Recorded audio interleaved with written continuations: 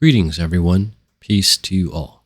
Welcome to another episode of Praiseworthy Reviews, where we go through video games to see if they are excellent and commendable. Today, we will be reviewing Thronefall, a minimalist tower defense strategy game by Grizzly Games. As usual, we will be evaluating the game based on 5 criteria: fun factor, educational value, cultural value, spiritual value, and cost. For context, prior to this review, I have played Grizzly Games Islanders, and I have finished the main campaign of Thronefall. So without further ado, let's jump in.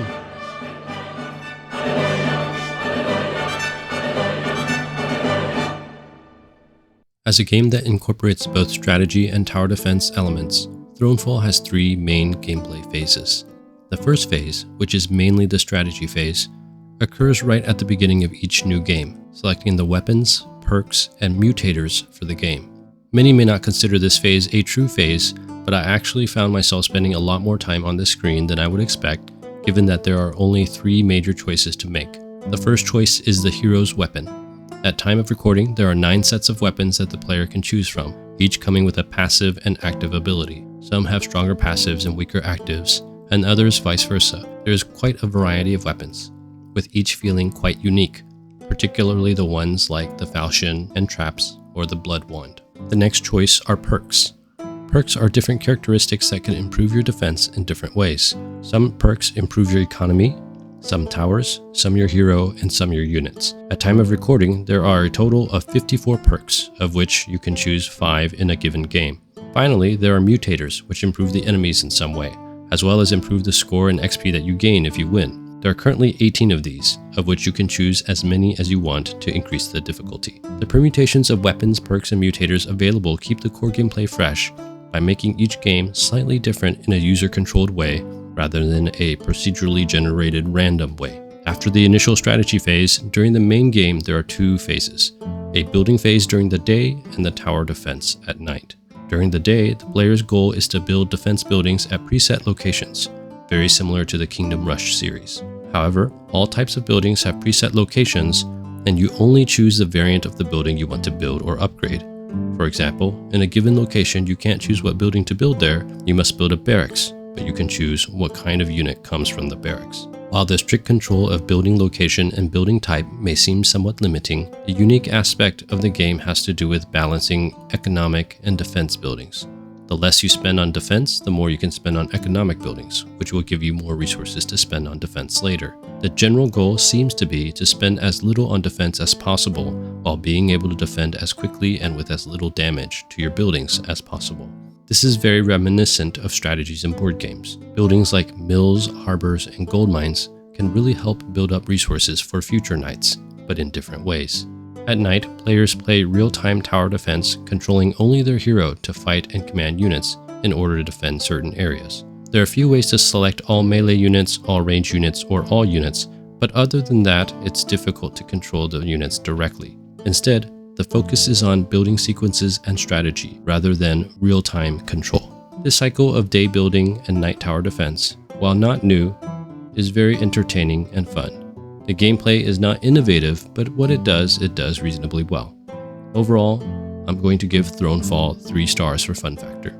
In my opinion, Thronefall is quite difficult for a tower defense game. At time of recording, about 3 weeks after the 1.0 release, less than 2% of players have finished the campaign based on the totemed achievement. This suggests the game is actually pretty hard, especially because the main campaign is not long, with only 10 levels. There's a lot to learn about the game because it is quite strategic. I like how the game's achievements do not feel random, but instead guide you to trying out different combinations of weapons and perks. This feels like an organic way to teach the player about certain builds, and it was satisfying to see a build come together and begin to understand what type of perks and upgrades throughout the game would work better for a given strategy.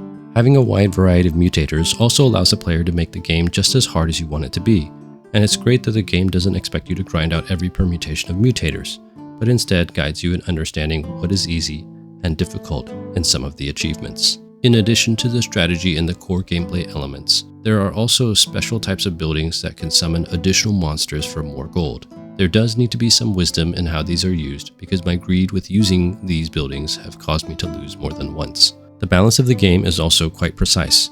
As a result, there's a wide variety of strategies that are viable on most levels, depending on the perks, weapons, and build order that the player attempts. I also like how, despite the game being real-time, the inability to micro the units makes this significantly different from a real-time strategy game, with the focus being on actual strategic thinking rather than APM.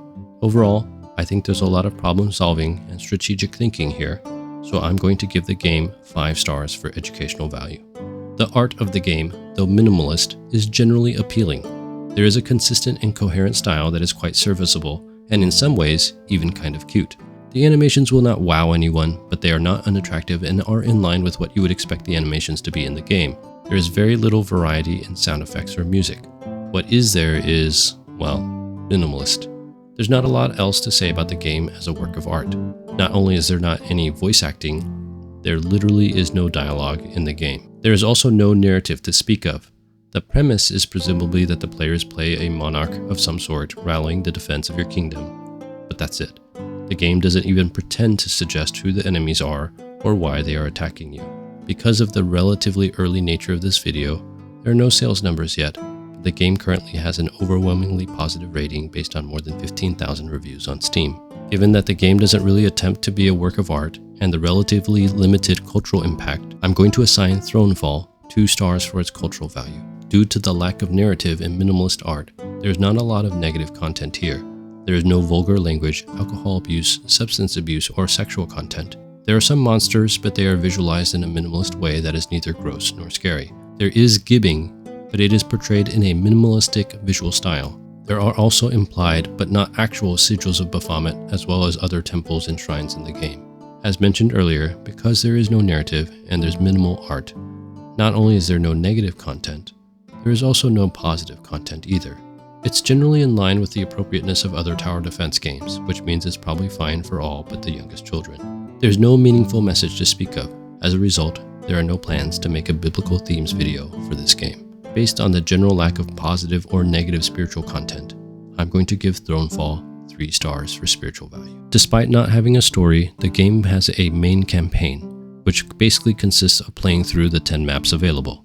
For the time poor, the main campaign took me approximately 10 hours to complete, which can vary depending on how much you challenge yourself and experiment as you go. For the time rich, all levels, excluding the tutorial level, can be replayed to accomplish different achievements, each having a total of 6 achievements, extending replayability. In addition, 4 of the maps have 3 bonus modes each, such as One-Person Army or the Great Wall, for a total of 12 bonus modes.